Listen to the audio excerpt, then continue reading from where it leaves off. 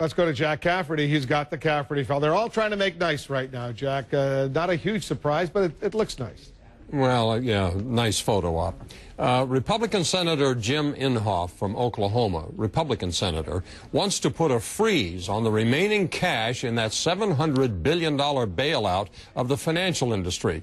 In this week's lame duck section of Congress, Inhofe plans to push for legislation that will require Treasury Secretary Henry Paulsons' plan for the remaining $350 billion in that bailout package to be voted on in Congress.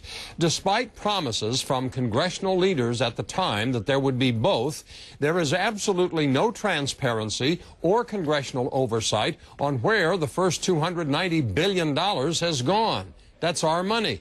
Senator Inhofe suggests Paulson, quote, may have given the money to his friends, unquote. Inhofe, who voted against the bailout package when it was originally passed, said in a letter to fellow lawmakers this weekend, quoting now, it is Congress's duty to have a say in what happens with the remaining authorized amount of $350 billion. It's clear that it was a mistake to sign a blank check to one man for such a tremendous amount of money, unquote.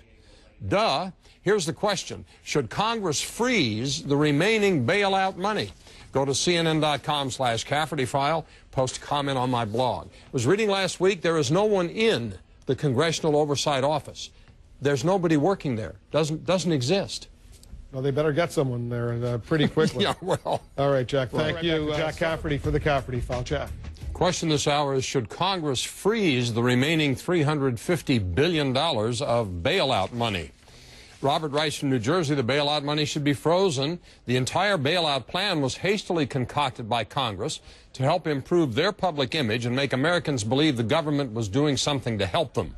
When Congress rushes to pass a bailout plan worth $700 billion in less than a month, nobody should be surprised that the money is being misused and unregulated.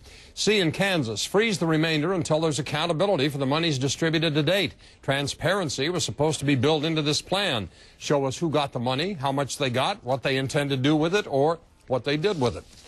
Ken in Washington says Paulson duped us all into thinking the world was going to come to an end unless taxpayers gave him $700 billion to do with as he pleased. He gave taxpayers a wink and a nod regarding actually doing something constructive by helping homeowners hang on to their homes in order to convince us that his intentions were good. All he's done to date is help his crooked cronies on Wall Street and in the banking community. Brian in Puerto Rico, a freeze would seem a good move if they're unwilling to say what they've done with the money so far. Must be something to hide. Jamie writes, yes, it's clear that Paulson and the Bush administration and even Congress have no clue what's going on at this time. They're simply throwing money at everything that burps. It's time for a short pause. Put some deliberate thought into what it is we're trying to accomplish here. And Gary in El Centro, California, I'm afraid that horse is already out of the barn and well down the road on this one. Once again, the Bush administration scared us all into giving them absolute authority and no oversight. When will we ever learn? If you didn't see your email here, you can go to my blog, CNN.com/Cafferty file. Look for yours there. We post hundreds of them every hour. Wolf.